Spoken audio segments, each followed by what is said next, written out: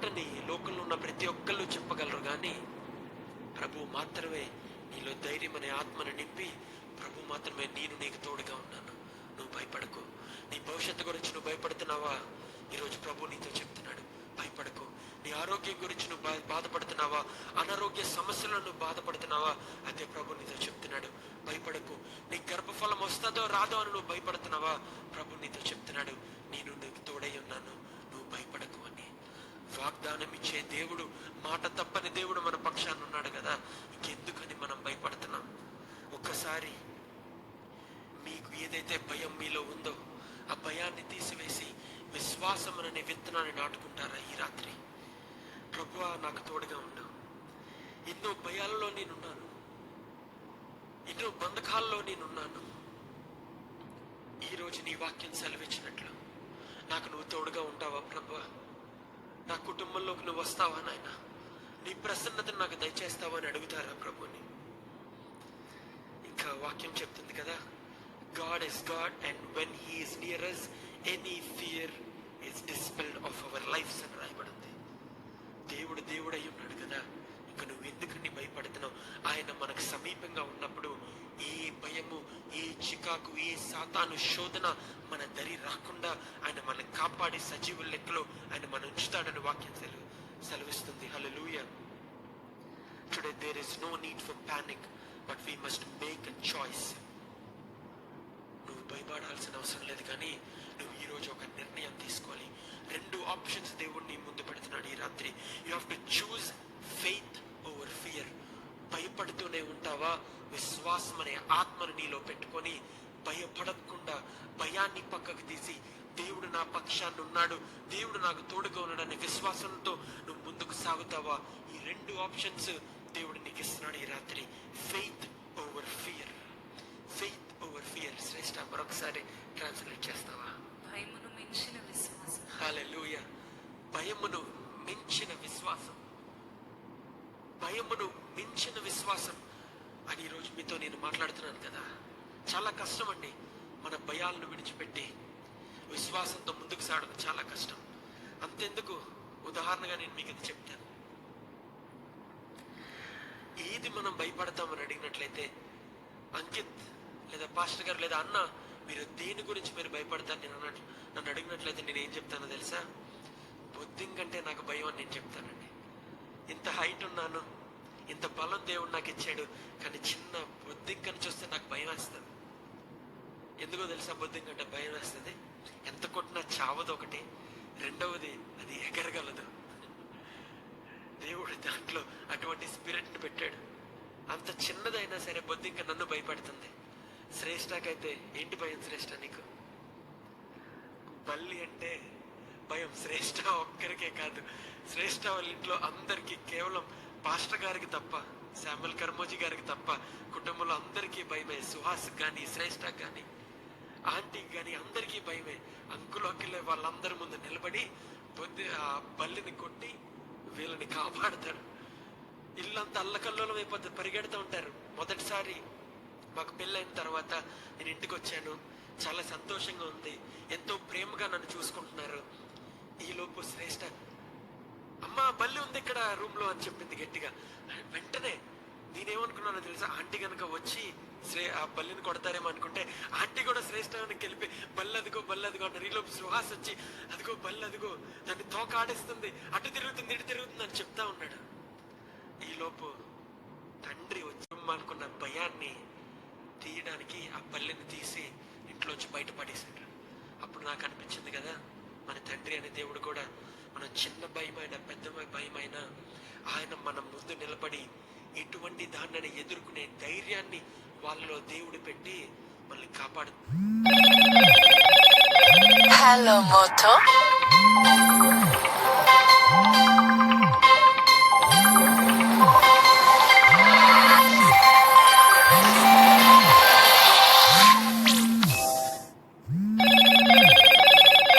Hello Moto.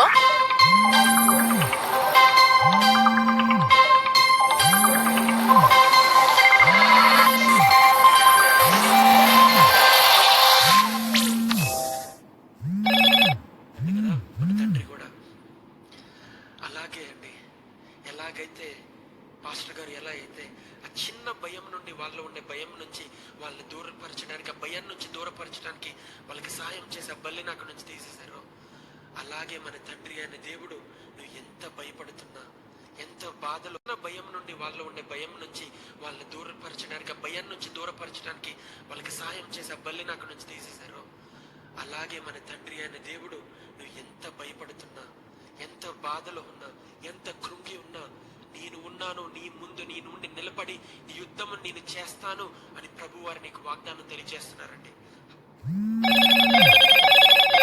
Hello మోటో.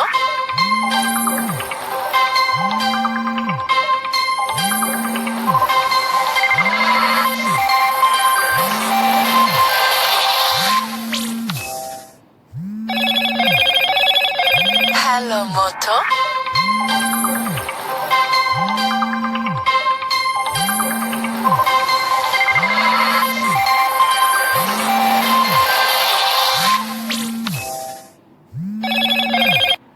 హల్లెలూయా.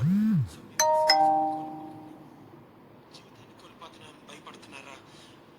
డబ్బు దానిని మీ హృదయంలో కనుక పెట్టుకున్నట్లయితే, విశ్వాసమును కోల్పోకుండా మీరు కనుక సాగినట్లయితే, అద్భుతమైన రీతిలో నీ విశ్వాసమే నీ ప్రార్థనకు జవాబిస్తుంది, నీ విశ్వాసమే విడుదలని కలుగు చేస్తుంది, నీ విశ్వాసమే నిన్ను ప్రాణాపాయ స్థితిలో నుంచి ఊపిరిని, జీవవాయువును పోసి నిన్ను మరలా నడిపించగలిగే శక్తి నీకుండే విశ్వాసంకి ఉందండి.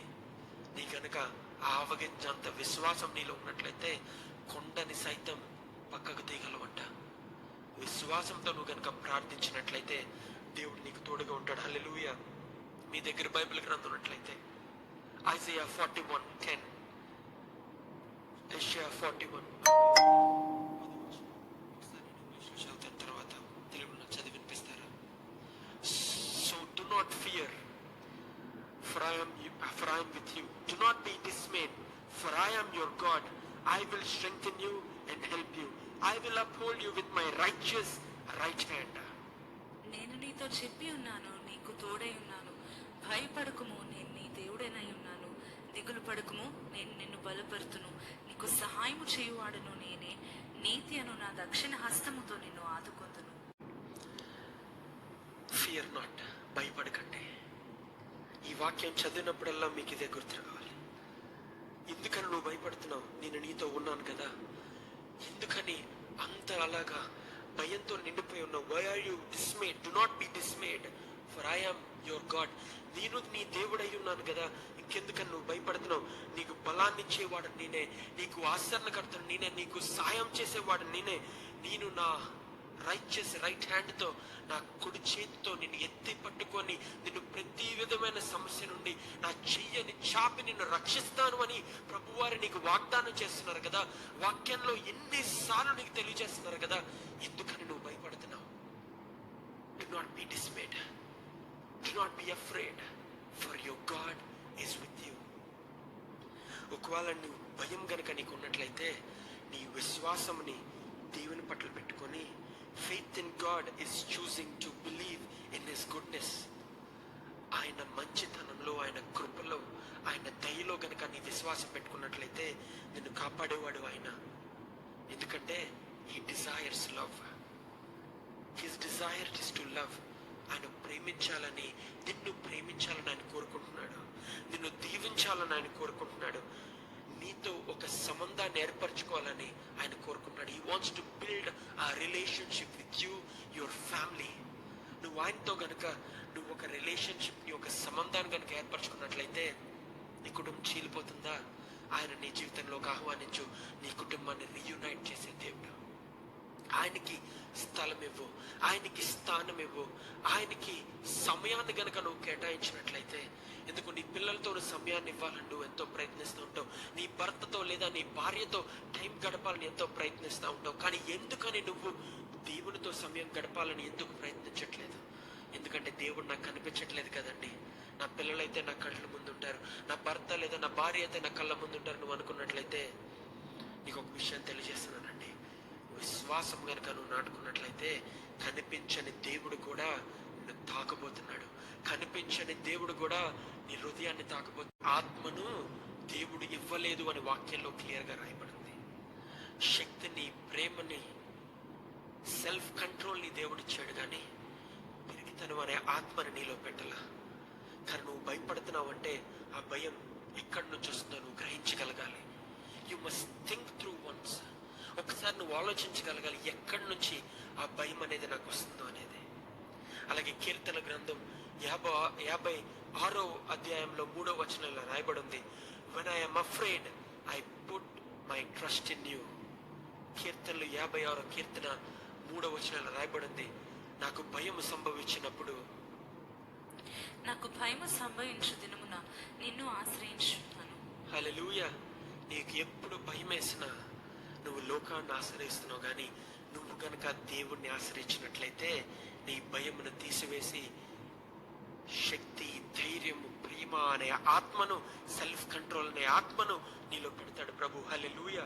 అలాగే కీర్తనలు 55వ కీర్తన 22వ వచనం ఒకసారి చూద్దామా. Cast your burdens on the Lord and he will sustain you. He will never permit the righteous to be moved అని రాయబడింది. ఆమేన్. నీ భారము యెహోవా మీద మోపుము, ఆయనే నిన్ను ఆదుకొనును. నీతిమంతులను ఆయన ఎన్నడూనూ కదలనీయడు. ఆమేన్. హల్లెలూయా.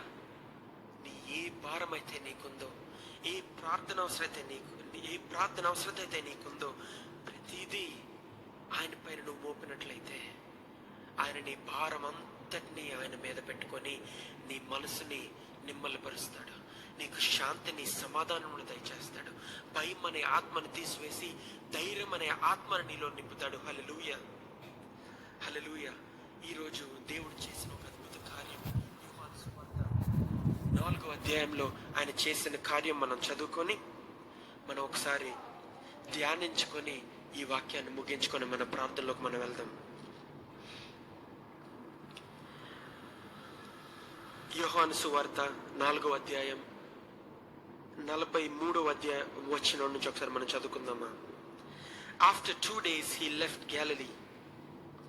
When he arrived in After 2 days he left for Galilee.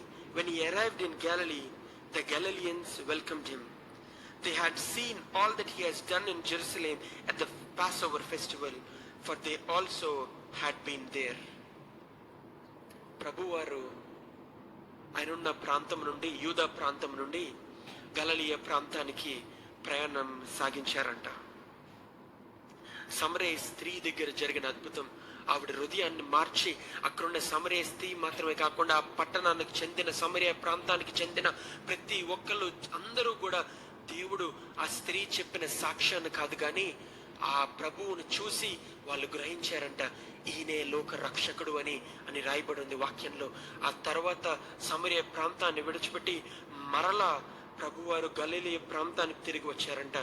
గలిలయ ప్రాంతంలో ఉన్న ప్రతి ఒక్కరు కూడా ఈయన రక్షకుడు అని గ్రహించి, ఎందుకంటే అద్భుతాలు చేసేవాడు ఈయన, ఆశ్చర్యకార్యాలు చేసేవాడు ఈయన తాకితే అద్భుతం జరుగుతుంది, ఈయన మాట సెలవిస్తే అద్భుతం జరుగుతుంది అనే విశ్వాసంతో ఆయన్ని ప్రేమతో వాళ్ళు ఆహ్వానించారంట. ఆయన యెరూషలేము పట్టణాన్న పాస్ ఓవర్ ఫెస్టివల్ దగ్గర ఆ పండుగ జరుగుతున్న సమయంలో ఆయన చేసిన అద్భుతాన్ని వాళ్ళందరూ అనుభవించి వాళ్ళు కన్నుతో చూశారు కాబట్టి వాళ్ళు విశ్వాసంతో నింపబడి వాళ్ళు ఆయన్ని ప్రేమతో ఆహ్వానించారంట. ఆలోపు 46వ వచనం ఒకసారి చదువుకుందామా. Once more he visited Cana in Galilee. కానా ప్రాంతాన్ని మరలా ఆయన వెళ్ళారంట. మొదటిసారి ఆయన కానాకు వెళ్ళినప్పుడు ఆయన మొట్టమొదటి అద్భుతం కానా వివాహంలో ఆయన చేశారు. అప్పటికి ఆయన ఆయన ఆయన పరిచర్యాన్ని మొదలుపెట్టల ప్రభువారు. ఆయన అప్పటికి అద్భుతాలు చేయడం ఆయన ప్రారంభించలా, కానీ మరలా కానా ఏదైతే అద్భుతం ఆయన పరిచర్య ప్రారంభించక మునిపి అద్భుతం చేశారో మరలా అదే ప్రాంతానికి తిరిగి వచ్చారంట. అప్పటికి ఆయన అద్భుతాలు, ఆశ్చర్య కార్యాలు చేసిన దేవుడు. అక్కడ ఉన్న ప్రతి ఒక్కరికి ఆయన చేసే కార్యాల గురించి తెలుస్తుంది, ఆయన చెప్పే బోధల గురించి వాళ్ళు గ్రహించగలుగుతున్నారు, జీవితాలు మార్చబడుతున్నాయి, రక్షణ.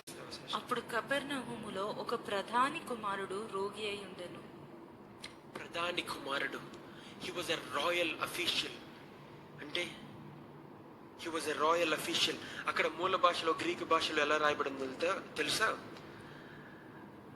బిసలీలోస్ అంటే అర్థం ఏంటంటే he was royal or noble standing, often associated with kings court. అతడు రాయల్ కుటుంబానికి సంబంధించిన వాడు, లేదా ఒక నోబుల్ స్టాండింగ్ సంబంధించిన వాడు, రాజ్యమునకు సంబంధించిన వాడు, హేరోదు రాజ్యమునకు సంబంధించిన వాడు. He had a very high position. అతనికి ఏమి కావాలన్నా ఆ రాజ్యంలో తను పొందుకోగలడు, ఎందుకంటే he was an royal status. అతనికి ఒక గొప్ప స్టేటస్ ఆ రాజ్యంలో అతనికి ఉంది. అతను రాయల్ అఫీషియల్ అంటే దాని అర్థం ఏంటంటే he is not only having status in the government, లోకంలో కూడా, తన ప్రాంతంలో కూడా తన గొప్ప విలువలు తనకున్నాయి. అదే కాకుండా ప్రతి ఒక్కరు తనకు గౌరవిస్తారు, తనకుండే ఆ జాబ్ని బట్టి, తనకుండే ఆ స్టేటస్ని బట్టి. అదే కాకుండా ఆర్థికంగా తను ఎంతో ఉన్నవాడు. ఎవరి దగ్గర చెయ్యి చాపాల్సిన అవసరం తనకు లేదు, ఎందుకంటే తనకి గవర్నమెంటే తన వెనకాల ఉంది. ఆ దేశం రాజే తన వెనకాల ఉన్నాడు. ఏ రాజ్యానికైతే తను పనిచేస్తున్నాడో ఆ రాజు తన వెనకాల ఉన్నాడు. కానీ అయినా సరే ఇతను ఎవరు చేయలేని పని ఒకటి చేశాడు. ఏం చేశాడో తెలుసా? ఇతను ప్రభువారు కానా ప్రాంతంలో ఉన్నారని తెలుసుకొని యూదా ప్రాంతం నుండి బయలుదేరి దేవుణ్ణి కలుసుకోవడానికి, తన కుమారుడు ఏదైతే అనారోగ్యంతో బాధపడుతున్నాడో, చచ్చిపోయే స్థితిలో తన కొడుకున్నాడో, ఆ భయంతో తనకి రాజు తన పక్షాన ఉన్నాడన్న ధైర్యం ఉన్నా సరే, తనకు డబ్బు ఉందన్న ధైర్యం ఉన్నా సరే, తనకు అన్ని ఉన్నాయి, పేరు ప్రఖ్యాతులు ఉన్న ధైర్యం ఉన్నా సరే, ఆఖరికి ఏ డాక్టర్ తనకు కావాలి, ఏ వైద్యుడు తన దగ్గరికి రావాలనుకున్నా సరే, ఆ వైద్యుడు ఇద్దే ప్రత్యక్షమవుతాడని తెలిసినా సరే తన భయంతో నిండిపోయి తన కొడుకుని కాపాడుకోవాలి, తన కొడుకుని రక్షించుకోవాలి, మరణాపాయ స్థితిలో ఉన్న నా కొడుకుని నేను కాపాడుకోవాలనే విశ్వాసంతో తను తిరిగి వచ్చి ప్రభు దగ్గరికి వస్తున్నాడంట. ఎంత ప్రయాణం చేశాడో తెలుసా? 1 కిలోమీటర్ 2 కిలోమీటర్లు కాదండి. మనమైతే మందిరం కనుక దగ్గరున్న మందిరానికి మాత్రమే మనం వెళ్తాం. మందిరంలో ప్రార్థనలు, ఉపవాస కూడికలు జరుగుతున్నా మందిరం ఎక్కడో ఉంది కదా, ఈరోజు ఏం వెళ్తాంలే అని చెప్పి మనం లైవ్లో చూస్తూ ఉంటాం. కానీ ఈ రాయల్ అఫీషియల్ ఉన్నాడు కదా, కపెర్నహూము నుంచి కానా వరకు, అంటే కపెర్నహూము యూదా ప్రాంతం నుండి కానా వరకు దాదాపు 25 మైళ్ళు ప్రయాణం చేశాడంట. అంటే 38 కిలోమీటర్లు తన ప్రయాణం చేశాడంట. ఎందుకంటే ఈ ప్రభు ఏదో చేస్తాడు, ఈ ప్రభు ఏదో అద్భుతం చేస్తాడు. ఈయన దగ్గరికి వెళ్తే ఖచ్చితంగా జవాబు వస్తుంది. ప్రతి ఒక్కళ్ళు చెప్తున్నారు, ప్రతి ఒక్కరి నోట్లో ఇదే మాట పలుకుతున్నారు. ఒకడున్నాడు, ఆయన ముట్టుకుంటే చాలు అద్భుతం జరుగుతుంది, ఆయన మాట సెలవిస్తే చాలు అద్భుతం జరుగుతుంది, ఆయన తాకి కుటుంబంలో కానీ గృహంలో కానీ వస్తే అద్భుతం జరుగుతుంది అనే విశ్వాసంతో ఆ రాయల్ అఫీషియల్ తిరిగి వచ్చాడంట. ప్రభు వారిని కలవడానికి దాదాపు 38 కిలోమీటర్ల ప్రయాణం చేశాడంట. అప్పుడు ఏ వాహనాలు లేవు. బహుశా రాయల్ అఫీషియల్ కాబట్టి కాలినడక మీద రాలేదేమో కానీ తన రథం మీదో, గుర్రం మీదో, ఎడ్ల బండి మీదో, లేకపోతే ఏదైనా ఒక గాడిద మీదో ప్రయాణం చేసి వచ్చుంటాడు. ఎందుకని అంత దూరం ప్రయాణం చేశాడు? Why did he travel so long? Because he knows something. ప్రభువారు నా కుటుంబంలోకి వస్తే, నా జీవితంలోకి వస్తే, నాకు చనిపోబోతున్న నా కొడుకును గనక ముట్టుకోగలిగినట్లయితే, ఆయన గనక మాట సెలవిచ్చినట్లయితే నా కొడుకు బ్రతుకుతాడనే విశ్వాసంతో అతను వచ్చాడు. తనకి డబ్బు ఉంది, తనకి పేరుంది, తనకి కావాల్సిన వైద్యులు రావాలనుకుంటే రాగలరు, తన వెనకాల రాజ్యమే తన వెనకాల ఉంది. అయినా సరే, అన్నీ ఉన్నా సరే, తన విశ్వాసం ఎవరి మీద పెట్టుకున్నాడండి? ప్రభు వారి మీద పెట్టుకున్నాడు, దేవుడి మీద పెట్టుకున్నాడు. ఇక్కడ వాక్యంలో ఇలా రాయబడింది, when the man heard that Jesus has arrived, ఆ మనుషుడు ఎప్పుడైతే విన్నాడో అంత దూరం ప్రయాణం చేసి ఆయన ప్రభు వారి దగ్గరికి వెళ్ళి అడగలేదంట. ఆయన ప్రభు వారి దగ్గరికి వెళ్ళి, అయ్యా నేను రాయల్ అఫీషియల్ని, నాకు ఎవరినైనా పిలిచే పిలిస్తే వాళ్ళు వస్తారు, అంత అధికారం నా దగ్గర ఉంది, ఐ హ్యావ్ దట్ స్టేచర్, అధికారం నా దగ్గర ఉందని అధికారంతో గర్వంతో తను ప్రభువారితో మాట్లాడలేదంట. వాక్యంలో ఏమనుందో తెలుసా? He begged అని రాయబడింది. He begged him to come and heal his son who was close to death అని రాయబడిందండి. ఆయన ప్రభు వారిని వేడుకున్నాడంట, బాధపడుతా వేడుకున్నాడంట, దుఃఖంతో ఆయన్ని బెగ్ చేశాడంట. బహుశా ప్రభువారి పాదాల చెంత చేరి, ప్రభువా నిన్ను గోజాడి వేడుకుంటున్నాను నాయన, నువ్వు తప్ప నన్ను రక్షించేవారు ఎవరు లేదు నాయన. ప్రభువా, నేను ఇంత గొప్ప స్థాయిలో ఉన్నా సరే, ఇంత గొప్ప ఆర్థిక బలం నా వెంట ఉన్నా సరే, ఇంత గొప్ప పలుకుబడి నా వెంట ఉన్నా సరే, ఇంత గొప్ప పొజిషన్ నాకున్నా సరే, ఎవ్వరూ నాకు సాయం చేయలేరు నాయన. ప్రభువా, నువ్వు ఒక్కడవే నాకు సాయం చేయగలవని ఆ రాయల్ అఫీషియల్ ప్రభు వారిని వేడుకుంటున్నప్పుడు ప్రభువారి జనం వైపు చూశారంట. ఈయన ఒక మాట సెలవిచ్చారు ప్రభు. ఈరోజు ఆ మాట మనందరితో కూడా ప్రభువారు సెలవిస్తున్నారు. Unless you people see signs and wonders you will never believe అని అంటున్నారండి ప్రభువారు. ఒకసారి చదివి వినిపిస్తావా? యేసు సూచక క్రియలను మహత్కార్యములను చూడకుంటే మీరెంత మాత్రము నమ్మరని అతనితో చెప్పెను.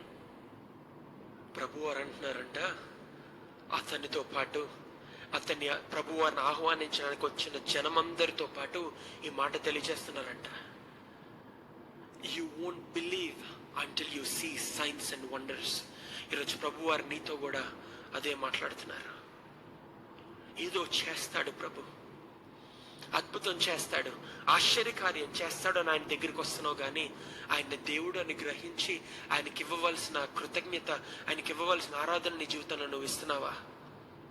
ఏదో చేస్తాడు కాబట్టి నువ్వు వస్తున్నావా, లేకపోతే ఆయన దేవుడు అని గ్రహించి ఆయన దేవుడు కాబట్టి ఆయన పైన నా విశ్వాసం ఉంది, భయమును నేను తీసివేస్తాను, ఆయన నా తోడుంటాడు అనే విశ్వాసంతో నువ్వు ఆయన దగ్గరికి వస్తున్నావా?